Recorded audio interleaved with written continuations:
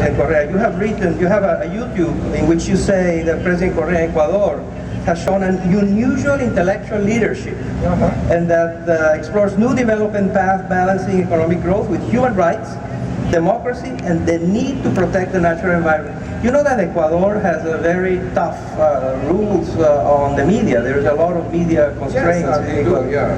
No, but you know, I mean, compared to what went on in that country before, I think he's done much better.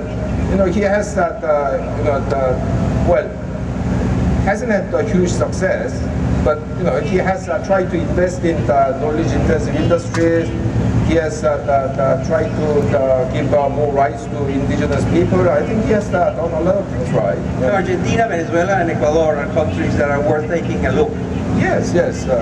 No, because for example, take the other case like Mexico. You know, Mexico has followed sort of textbook free market, well, or rather neoliberal recommendation, and ran with it. I mean, Mexico has been the slowest growing large Latin American economy in the last 15 years. So I think we need to look at this more objectively. So actually, Moses, I wanted to ask you about Venezuela, because you're from Venezuela, so and regarding the discussion we just had, you know much more than I do about Venezuela, but what I heard is that, you know, the governments before Chavez, you know, it's not that they were using the oil revenues in an incredibly, you know, productive way for the country, and what I heard is that for many people in Venezuela, at least at the beginning of Chavez, you know, for the first time they were seeing the money of oil in a more concrete way for themselves. So, you know, when we talk about the elites, so what can you tell us about the elites in Venezuela and the way they've handled the country? I can tell you. He's from the elite. I can tell you that a requirement to fight poverty is to adopt policies that are sustainable, and that Venezuela in 2006 will face the most horrible natural, most horrible human disaster. The amount of misery, of poverty, of pain and suffering of the Venezuelans in 2016 is not going to be seen, has not been seen ever in Latin America. So regardless of the policies of the past, what matters is what happens next. And what we have discovered is that the policies were completely unsustainable. But regarding the elites in Venezuela, so what is it that in the past didn't work, and why is it going to be better now? You know, it's that, because, you know, I think it's a nice experiment of, you know, what kind of attitudes elites have toward, you know, the resources of the country, the strategy. There is very hard to talk about Venezuela without talking about oil. And there is the notion of an oil curse. Oil and the oil wealth never is not good. What we now know is that oil creates corruption, distortions, and lack of competitiveness, and Venezuela was a petrostate. And with that comes all of the bad things. But Venezuela had a chance of changing that, and it didn't. And now we face, as I said, the headlines that you're going to see and read about Venezuela in 2016 are of a failed state. It used to be that failed states were small countries. You know, when you think about failed state, you think of Somalia, you think of Haiti. Well, in 2016, you're going to see a country with almost 1 million square kilometers, 30 million inhabitants, the largest reserves of oil in the world, that is a failed state. And that is a legacy of the policies that some of you admire.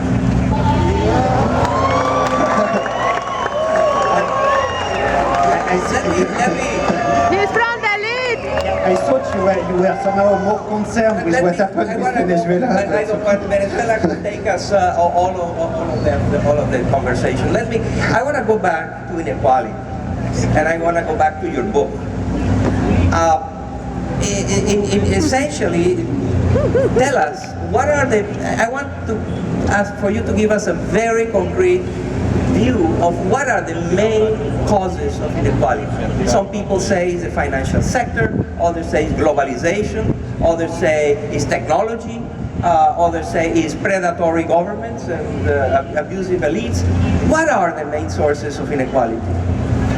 The elite. Well, you know, first of all, I think you know, we should not blame globalization or technology as such, because, you know, different countries manage to deal with globalization and technology in different ways. And if you design the proper policies, educational policies, fiscal policy, you can guarantee that larger groups in the population will actually benefit from globalization and technological change.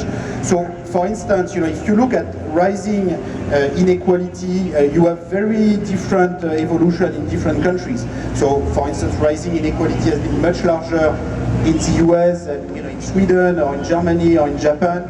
And partly this is because the educational system in the US is much more unequal than in these other countries, where you have very good top universities, but the bottom half of the population in the US doesn't have access to, not only they don't go to Harvard, but the kind of high school and community college they go to, the gap with the top has been enormous. And what I show in my book is that if you look right now, the average income of parents of Harvard University students, undergrad Harvard University students, this corresponds to the average income of the top 2% of the distribution of US family income. So, which this doesn't mean that there's nobody from below the top 2. You have some people from below the top 2 who go there, but they are so few, and the people who come from the top 2 are so high in the top 2 that the overall average is as if everybody had been picked at random within the top 2. So, I think this is an example where the gap between the official discourse about meritocracy and equal opportunity and the reality is quite extreme. And so I think this is an example where policy choices matter more than just globalization technology. And so there are different possible futures, and different institutions can lead to a different level of inequality.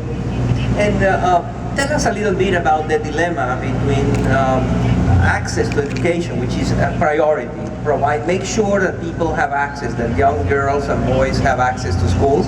And many countries achieve that in part, but then they have the problem of how to make sure that the quality of that education is not compromised by the volumes.